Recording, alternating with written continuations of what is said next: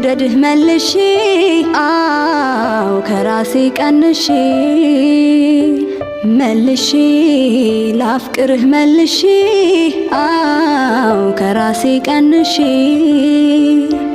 ከወደድኩህ በላይ ልውደድህ ጨምሬ አልበቃ ብሎኛል የእስካሁኑ ፍቅሬ።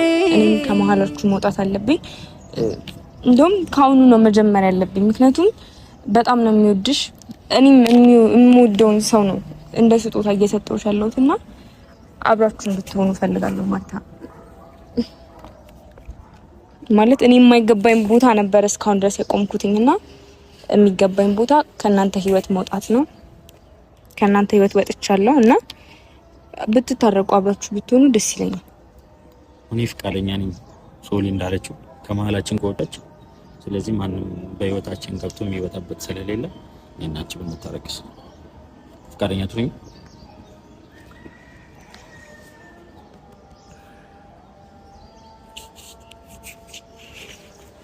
ደስተኛ ነሽ?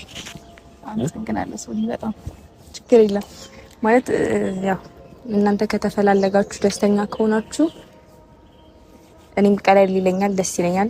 ያው ማርቲ ነግሬሻለሁ፣ እየሰጠሁሽ ያለሁት ሰው እየከፋኝም ቢሆን የምወደውን ሰው ነውና ተንከባከቢልኝ፣ በደንብ ጠብቂልኝ።